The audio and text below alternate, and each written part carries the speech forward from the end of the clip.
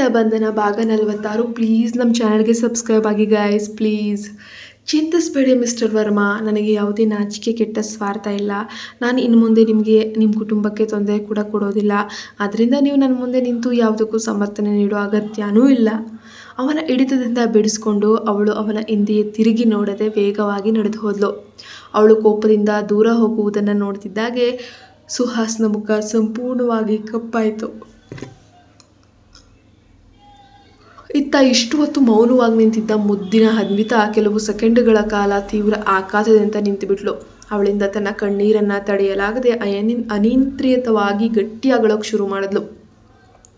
ಅವಳು ಕೋಪದಿಂದ ತನ್ನ ತಂದೆಯ ಕೈಯನ್ನು ಒಡೆದು ತಳ್ಳಿ ದೂರ ನಡೆಯುತ್ತಿದ್ದ ಅಶ್ವಿನಿಯ ಕಾರಿನ ಕಡೆಗೆ ಆಂಟಿ ಆಂಟಿ ಅಂತ ಅಳುತ್ತಾ ಓಡಲು ಪ್ರಾರಂಭಿಸಿದ್ಲು.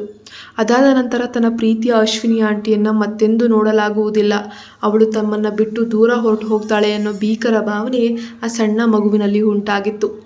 ಆ ಆಲೋಚನೆಯಲ್ಲಿ ಅನ್ವಿತಾ ತೀವ್ರವಾಗಿ ಭಯಭೀತಳಾಗಿದ್ಲು ಮತ್ತು ಏನು ಮಾಡಬೇಕಂತ ತೋಚದೆ ಗಾಬರಿಯಿಂದ ಓಡಿದ್ಲು.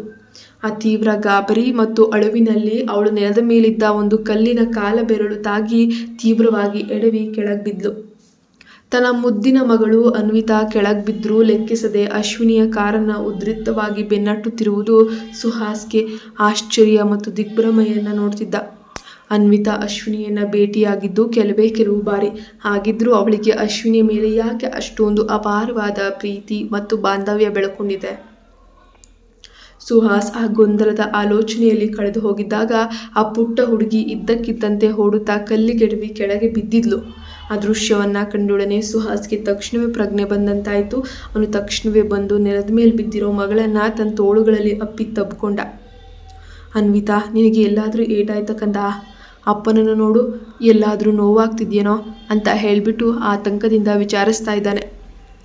ಆದರೆ ಅನ್ವಿತಾ ತನ್ನ ಸಣ್ಣ ಕೈಗಳನ್ನು ಅವನ ಕುತ್ತಿಗೆಯಿಂದ ತೆಗೆಯಲು ಸಂಪೂರ್ಣವಾಗಿ ನಿರಾಕರಿಸಿದ್ಲು. ಅವಳ ಸ್ಥಿತಿಯ ಬಗ್ಗೆ ಸುಹಾಸ್ ತೀವ್ರವಾಗಿ ಚಿಂತಾತೀತನಾಗಿದ್ದಾಗ ಅವಳು ಸಣ್ಣದಾಗಿ ಬಿಕ್ಕಿ ಬಿಕ್ಕಿ ಅಳುತ್ತಾ ಉಸಿರಾಡುವುದು ಅವನಿಗೆ ಕೇಳಿಸೋಕೆ ಶುರು ಮಾಡಿತು. ಒಂದು ಕ್ಷಣ ಸುಹಾಸ್ಗೆ ತನ್ನ ಕಿವಿಗಳು ತನ್ನನ್ನೇ ಮೋಸ ಮಾಡ್ತಿದ್ಯಾ ಅಂತ ಅನ್ನಿಸ್ತು. ಯಾಕಂದರೆ ಅನ್ವಿತಾ ಹುಟ್ಟಿನಿಂದಲೂ ಮಾತು ಬರದೆ ಮೌನವಾಗಿದ್ಲು. ಅವಳು ಅತ್ತರೂ ಕೇವಲ ಕಣ್ಣೀರು ಸುರಿಸಿದ್ದಾಳೆ ಹೊರತು ಹೀಗೆ ಶಬ್ದ ಮಾಡಿ ಅಳ್ತಿರಲಿಲ್ಲ. ಅವಳು ತನ್ನ ಮೌನವನ್ನು ಮುರಿದು ಧ್ವನಿ ಹೊರಡಿಸಿದ್ದು ಇದೇ ಮೊದಲ ಬಾರಿಯಾಗಿತ್ತು. ಅನ್ವಿತಾ ಅಳುತ್ತಾ ಸುಹಾಸ್ನ ಕುತ್ತಿಗೆಯನ್ನು ಎಷ್ಟು ಬಿಗಿಯಾಗಿ ತಬ್ಬಿಕೊಂಡಿದ್ದಾಳೆಂದರೆ ಅವನಿಗೆ ಕುತ್ತಿಗೆ ನೋವಾಗೋಕ್ಕೆ ಶುರುವಾಯಿತು. ಆದರೂ ಅವನು ಅನುಭವಿಸ್ತಿದ್ದ ತೀವ್ರ ಭಾವನಾತ್ಮಕ ಹೋರಾಟಗಳ ಹೊರತಾಗಿಯೂ ಆ ಒಂದು ನೋವನ್ನು ಅತ್ಯಂತ ಶಾಂತವಾಗಿ ಸಹಿಸಿಕೊಂಡ. ಮಗಳನ್ನು ಸಮಾಧಾನಪಡಿಸುತ್ತಾ ಗಮನ ಹರಿಸ್ತಾನೆ. ಅಷ್ಟರಲ್ಲೇ ಆ ಪುಟ್ಟ ಮಗುವಿನ ಬಾಯಿಂದ ತೊದಲ ನುಡಿಗಳು ಹೊರಬರ್ತಾ ಇದ್ದಾವೆ.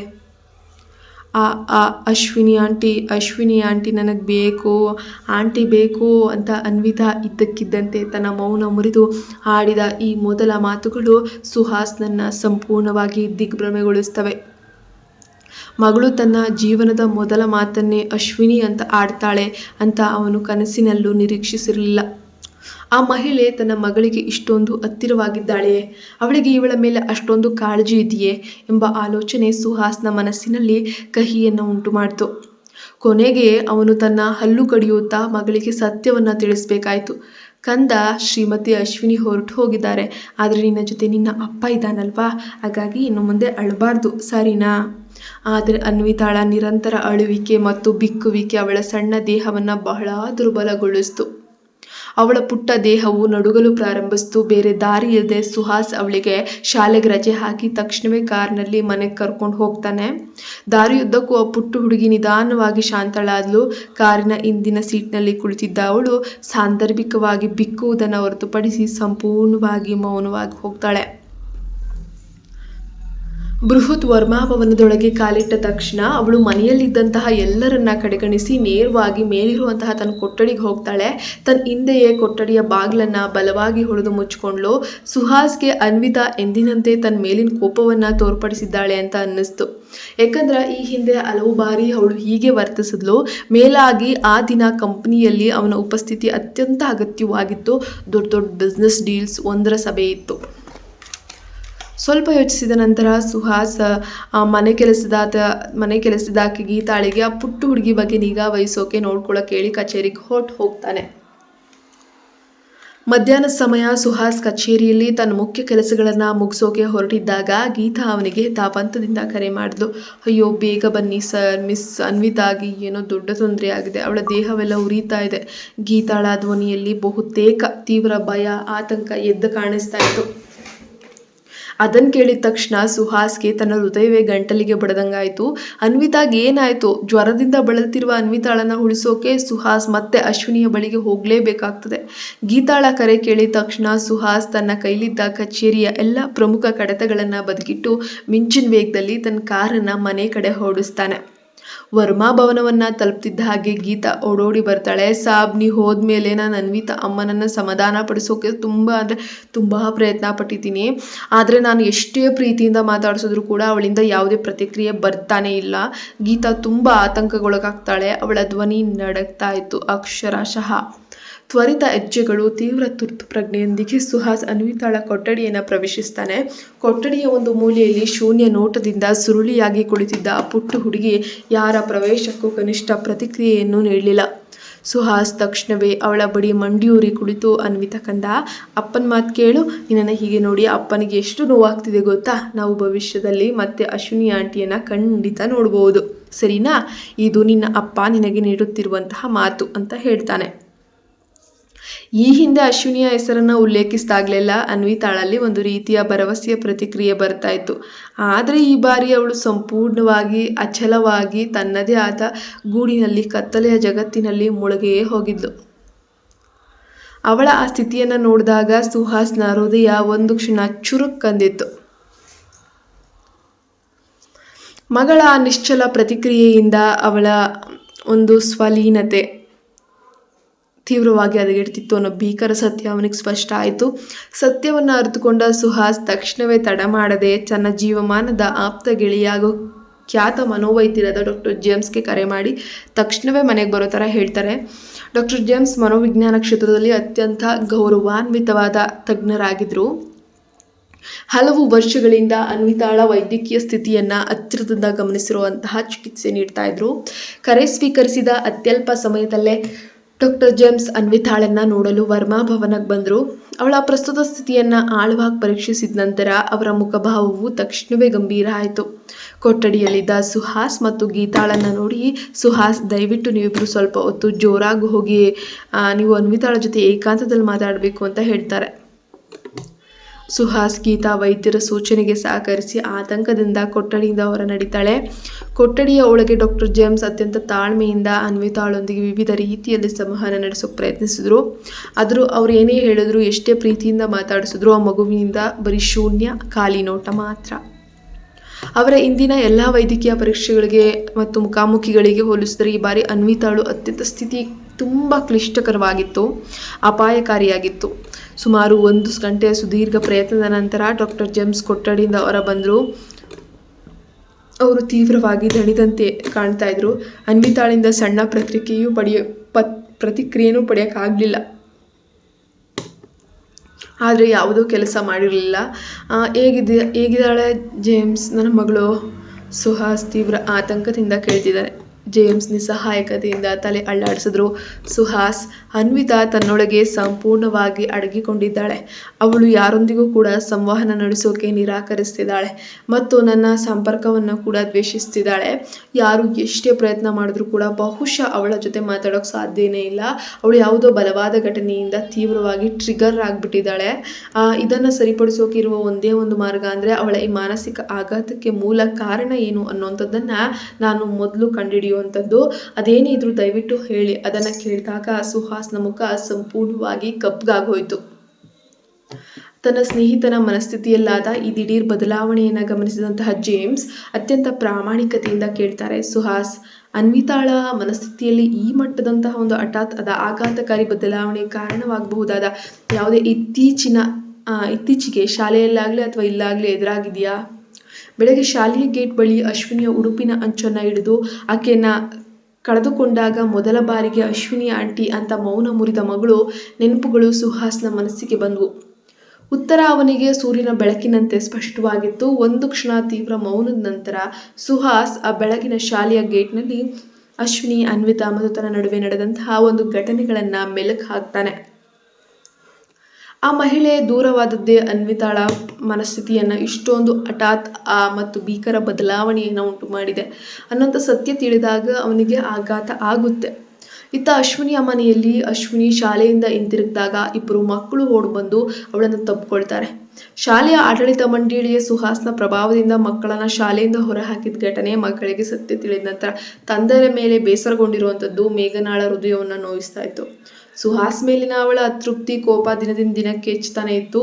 ಇಬ್ರು ಮಕ್ಕಳು ತಮ್ಮ ತಾಯಿ ಕೈಗಳನ್ನ ಪ್ರೀತಿಯಿಂದ ಹಿಡಿದು ಉತ್ಸಾಹದಿಂದ ಅವಳನ್ನ ಕರೆತಂದು ಸೋಫಾದಲ್ಲಿ ಕೂರಿಸಿದ್ರು.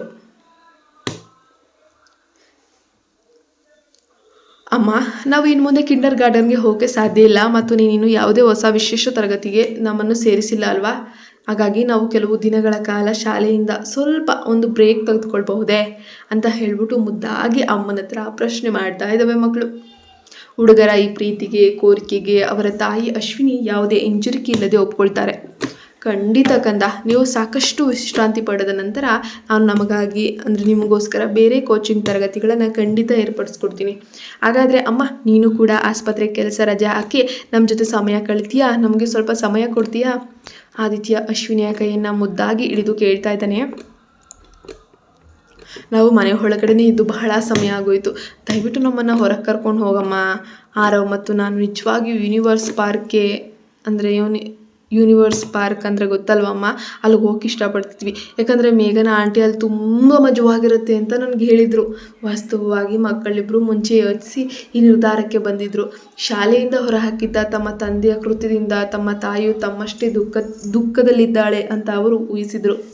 ಹಾಗಾಗಿ ತಾಯಿಯನ್ನು ಹೊರಗೆ ಕರೆದುಕೊಂಡು ಹೋಗಿ ಅವಳ ಮನಸ್ಥಿತಿಯನ್ನು ಹಗುರಗೊಳಿಸಿ ಸಂತೋಷವಾಗಿಡೋಕೆ ಅವರು ಯೂನಿವರ್ಸ್ ಪಾರ್ಕ್ಗೆ ಹೋಗುವಂತಹ ಯೋಜನೆಯನ್ನು ಮಾಡ್ತಾರೆ. ತಾಯಂದಿರ ದಿನಚರಿಯಲ್ಲಿದ್ದಂತಹ ಒತ್ತಡದ ನಡುವೆಯೂ ಮುದ್ದಾದ ಮಕ್ಕಳ ಆಸೆಯನ್ನು ಕಂಡು ಅಶ್ವಿನಿ ಸ್ವಲ್ಪ ಹಿಂಜರಿದ್ರು. ಅವರ ಇಚ್ಛೆಯನ್ನು ಪೂರೈಸೋಕೆ ನಿರ್ಧರಿಸಿದ್ಲು. ಸರಿ ಮಕ್ಕಳೇ, ನಾನು ಕೂಡ ನಿಮ್ಮ ಜೊತೆ ಯೂನಿವರ್ಸ್ ಪಾರ್ಕ್ಗೆ ಬರ್ತೀನಿ ಅಂತ ನಗುತ್ತಾ ಸಮ್ಮತಿಸಿದ್ಲು. ಸುಹಾಸ್ ತೀವ್ರ ಆಘಾತದಿಂದ ಜೇಮ್ಸ್ ಅವರನ್ನೇ ನೋಡ್ತಿದ್ದ. ಆದರೆ ಅನ್ವಿತಾ ಈ ಸ್ಥಿತಿಯಿಂದ ಹೊರಬರಲು ಶ್ರೀಮತಿ ಅಶ್ವಿನಿಯೇ ಬೇಕೇ, ಅವಳನ್ನು ಇಲ್ಲಿ ಕರೆಸಲೇಬೇಕೇ? ಡಾಕ್ಟರ್ ಜೇಮ್ಸ್ ಗಂಭೀರವಾಗಿ ತಲೆ ಆಡಿಸ್ತಾರೆ. ಹೌದು ಸುಹಾಸ್, ಅನ್ವಿತಾಳ ಈ ಒಂದು ಮಾನಸಿಕವಾದ ಸ್ಥಿತಿಯನ್ನು ಉತ್ತಮ ಪ್ರಗತಿ ಕಾಣಬೇಕಾದ್ರೆ ಆಕೆಯನ್ನು ಇಲ್ಲಿ ಕರೆಸೋದೊಂದೇ ಉಳಿದಿರುವ ದಾರಿ. ಅವಳು ಶಾಲೆಯ ಗೇಟ್ ಬಳಿ ಅಶ್ವಿನಿಯನ್ನು ಬಿಟ್ಟು ಬಂದ ರೀತಿಯೇ ಈ ಆಘಾತಕ್ಕೆ ಮೂಲ ಕಾರಣ. ಸುಹಾಸ್ನ ಉಬ್ಬುಗಳು ತೀವ್ರ ಗಂಟಾಕದ್ವು. ಬೆಳಗ್ಗೆ ತಾನಷ್ಟೇ ಶಾಲೆಯ ಬಳಿ ಅಶ್ವಿನಿಯೊಂದಿಗೆ ಜಗಳವಾಡಿ ಕಾವ್ಯಾಳ ವಿಷಯದಲ್ಲಿ ಕಟು ಮಾತುಗಳನ್ನು ಕೇಳಿ ಬಂದಿದ್ದಂತಹ ಈಗ ಮತ್ತೆ ಅವಳ ಬಳಿಗೆ ಹೋಗಿ ಮಗಳಿಗಾಗಿ ಬರುವಂತೆ ಕೇಳಿಕೊಳ್ಳುವಂಥದ್ದು ಅವನಿಗೆ ದೊಡ್ಡ ಮುಜುಗರ ಮತ್ತು ಸವಾಲೇ. ಸರಿ, ನಾನು ಈ ವಿಷಯದ ಬಗ್ಗೆ ಖುದ್ದಾಗಿ ಅವಳ ಜೊತೆ ಮಾತಾಡ್ತೀನಿ ಅಂತ ಸುಹಾಸ್ ಧ್ವನಿಯಲ್ಲಿ ಬಲವಂತದ ನಿಶ್ಚಯವನ್ನು ತಂದುಕೊಡ್ತಾನೆ. ಯಾಕಂದರೆ ತನ್ನ ಮಗಳನ್ನು ಉಳಿಸ್ಕೊಳ್ಳೇಬೇಕಾಗಿತ್ತು. ಮತ್ತೊಂದೆಡೆ ಅಶ್ವಿನಿಯ ಮನಸ್ಸಿನಲ್ಲೂ ಅನ್ವಿತಾಳ ಸ್ಥಿತಿಯ ಬಗ್ಗೆ ತೀವ್ರ ಚಿಂತೆ ಕಾಡ್ತಾ ಇತ್ತು. ಶಾಲೆಯ ಕ್ಯಾಂಪಸ್ ಬಿಟ್ಟು ಹೊರಬಂದಾಗಿಂದಲೂ ಕೂಡ ಅವಳಿಗೆ ಕಾರು ಚಲಾಯಿಸುವುದು ಕೂಡ ತುಂಬ ಕಷ್ಟಕರವಾಗಿ ಪರಿಣಮಿಸ್ತಿತ್ತು. ತನಗೆ ಯಾಕೆ ಆ ಮಗುವಿನ ಮೇಲೆ ಇಷ್ಟೊಂದು ಸೆಳೆತ, ವ್ಯಾಮೋಹ ಅಂತ ಅವಳಿಗೆ ಅರ್ಥನೇ ಆಗ್ತಾ ಇರಲಿಲ್ಲ. ಯೋಚಿಸಿ ನೋಡಿದ್ರೆ ಬೆಳಗ್ಗೆ ಶಾಲೆ ಬಳಿ ಸುಹಾಸ್ ಆಡಿದ ಮಾತುಗಳು ಅವನ ಧ್ವನಿ ಸಂಪೂರ್ಣವಾಗಿ ನಕಲಿಯಾಗಿ ಕಾಣ್ತಿರ್ಲಿಲ್ಲ. ಅವನ ಮಾತಿನಲ್ಲಿ ಸತ್ಯತೆಯೂ ಇತ್ತು. ಕಾವ್ಯಾಳೆ ಹಿನ್ನೆಲೆಯಲ್ಲಿ ಗೊಂದಲ ಸೃಷ್ಟಿಸಿರ್ಬೋದು ಅನ್ನೋ ಅನುಮಾನ ಅಶ್ವಿನಿಯ ಮನಸ್ಸಿನಲ್ಲೂ ಕೂಡ ಆ ಕ್ಷಣ ಸುಳಿದಾಡ್ತಿತ್ತು. ದಾರಿಯುದ್ದಕ್ಕೂ ಅಶ್ವಿನಿಯ ಮನಸ್ಸು ಚಂಚಲವಾಗೇ ಇತ್ತು. ತಾನು ಅನುಭವಿಸ್ತಾ ಇರುವಂತಹ ಈ ತಳಮಳವನ್ನು ತನ್ನ ಮಕ್ಕಳು ಕಂಡು ಹಿಡಿಲೇಬಾರ್ದು, ಅವರು ಚೆನ್ನಾಗಿರಬೇಕು, ಖುಷಿಯಾಗಿರಬೇಕು ಅನ್ನೋ ಆಸೆಯಿಂದ ಅವಳು ತನ್ನ ಭಾವನೆಗಳನ್ನು ಸ್ವಂತವಾಗಿ ನಿಭಾಯಿಸೋಕೆ ಪ್ರಯತ್ನ ಪಡ್ತಾಳೆ. ಇಬ್ಬರು ಮಕ್ಕಳು ಕೈ ಹಿಡಿದುಕೊಂಡು ಅವಳು ಒಳಗೆ ಬರುವುದನ್ನೇ ಕಾಯ್ತಾ ಇದ್ರು. ಅವರು ಸಾಧಾರಣವಾಗಿ ಅವಳ ಬಳಿಗೆ ಬಂದು ಅಮ್ಮ ಶಾಲೆಯ ಎಲ್ಲ ಪ್ರಕ್ರಿಯೆಗಳು ಮುಗಿಸ್ ಬಂದ್ರಾ, ಹೆಂಗಾಯಿತು ಏನಾಯಿತು ಅಂತ ಹೇಳ್ಬಿಟ್ಟು ಕಾಮಾಗಿ ಪ್ರೀತಿಯಿಂದ ವಿಚಾರಿಸಿದ್ರು. ಅಶ್ವಿನಿ ತನ್ನ ನೋವನ್ನು ಮುಚ್ಚಿಟ್ಟು ಮುಖದಲ್ಲಿ ನಗು ತರಿಸ್ಕೊಳ್ಳುತ್ತಾ ಎಲ್ಲವೂ ಮುಗೀತು ಕಂದ, ನಾನು ನಿಮಗೋಸ್ಕರನೇ ಇಲ್ಲಿಗೆ ಬಂದೆ ಅಂತ ಹೇಳ್ತಾನೆ. ಮಕ್ಕಳಿಬ್ಬರು ವಿಧೇಯತೆಯಿಂದ ತಾಯಿ ಮಾತು ಕೇಳಿ ಅವಳನ್ನು ಸೋಫಾದಲ್ಲಿ ತಂದು ಕೂರಿಸು. ತಂದೆ ಸುಹಾಸ್ ಮಾಡಿದ ನೀಚ ಕೆಲಸದಿಂದ ತಂದೆಯ ಮೇಲಿದ್ದಂತಹ ಒಂದು ಗೌರವ ಕಳೆದು ಹೋಗಿದ್ರು ಕೂಡ ತಾಯಿ ದುಃಖದಲ್ಲಿರುವಂತಹದ್ದನ್ನು ಅವರನ್ನು ಆ ಒಂದು ಸಿಚುಯೇಷನ್ ತುಂಬ ನೋಯಿಸ್ತಾ ಇತ್ತು.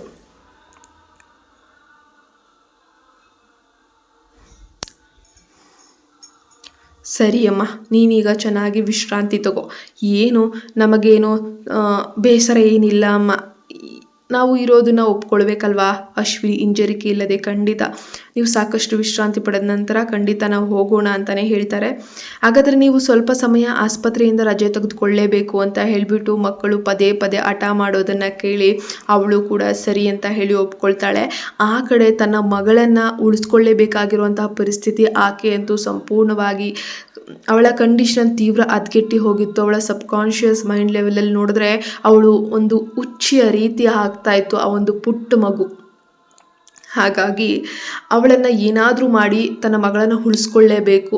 ಹಾಗಾಗಿ ಅಂತಹ ಒಬ್ಬ ದೊಡ್ಡ ವ್ಯಕ್ತಿ, ದೊಡ್ಡ ಉದ್ಯಮಿ, ತನ್ನನ್ನು ಬಿಟ್ಟು ಹೋದಂತಹ ಮಾಜಿ ಹೆಂಡತಿ ಇವಳ ಬಳಿ ಬಂದು, ಅಶ್ವಿನಿಯ ಬಳಿ ಬಂದು ಗೋಗರಿಬೇಕಲ್ಲ ಅನ್ನೋವಂಥದ್ದು ಅವನಿಗೆ ಬಹಳವಾಗಿ ತೀವ್ರವಾಗಿ ಕಾಡ್ತಾ ಇತ್ತು.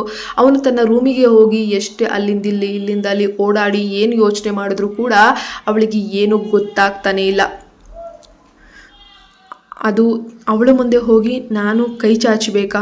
ಆಕೆ ಹೇಳಿದ್ದಾಳೆ, ತನ್ನ ಮುಖ ನೋಡೋಕೇನೆ ಅವಳಿಗೆ ಇಷ್ಟ ಇಲ್ಲ, ನಿನ್ನನ್ನು ಭೇಟಿಯಾಗಿದ್ದು ತುಂಬ ಕೆಟ್ಟ ಕೆಲಸ ಅಂತ ಹೇಳಿ.